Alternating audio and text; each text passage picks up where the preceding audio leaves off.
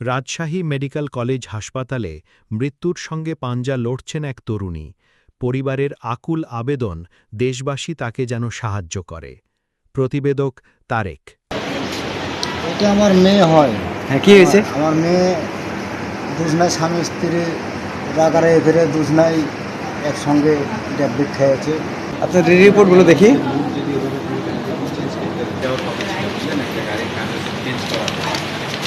যেটা আপনাদের report ticket cancel করা হয়েছে। এই চিন্তা করতে একটা নিউজটা করবে সমস্যা নেই, দেন মামা দিবেন, টেনশন এখান থেকে নেবেন না, এক কথায় শেষ।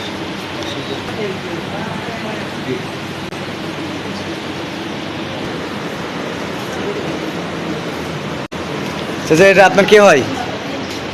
এটা আমার মেয়ে হয়। হ্যাঁ, কি হয়েছে? আমার মেয়ে দুজনায় স্বামী স্ত্রী রাগারে ফেরে দুজনাই একসঙ্গে ট্যাবলেট খেয়েছে।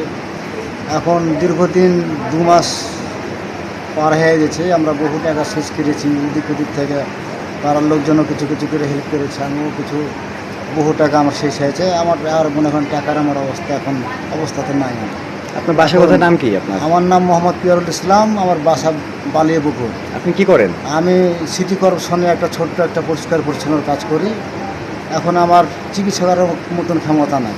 আপনি কি চাচ্ছেন? এখন যদি দেশবাসী প্রবাসে অনেক ভাইরা থাকে, যদি আমাকে সহযোগিতা করে, তাহলে আমার বিকাশ নম্বর আছে, তাহলে বিকাশ নম্বরটা দেবো 0192635769।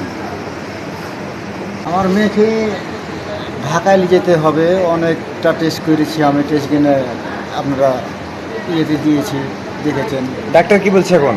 ডাক্তার এখন বলছে যে ওর খুবই আপনার সব কিছু নষ্ট ভিতরে হয়ে গেছে, ওইটা বহু টাকার ব্যাপার। কত কি খরচ করতে পারে? ওইটা দেখা যাচ্ছে 5-6 লাখ টাকা। হ্যাঁ, ট্রিটমেন্টটা ইয়ে হবে, এ কথা আমাকে বলেছে। এখন ধরেন যে আমার কাছে তো টাকা নাই। দেশবাসীর কাছে বলছি যে আমাকে যেন হেল্প একটু করে, আমার মেয়েটাকে যেন চিকিৎসা আমি করতে পারি। দেশবাসী যেন আমার পাশে যেন দাঁড়ায়, আমার মেয়েটার যেন বাঁচায়।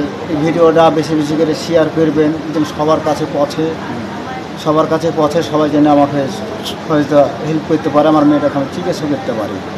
আমার মেয়েটার অবস্থা খুবই ক্রিটিক্যাল অবস্থা, মানে ডাক্তার যে কটা রিপোর্ট করেছে সব কটা রিপোর্টই মোটামুটি ভালো না, খারাপ। এখন ধরেন যে আপনার বহু টাকার ব্যাপার আছে, আমাকে একটু দেশবাসীর কাছে আমার এটা চাওয়া পাওয়া।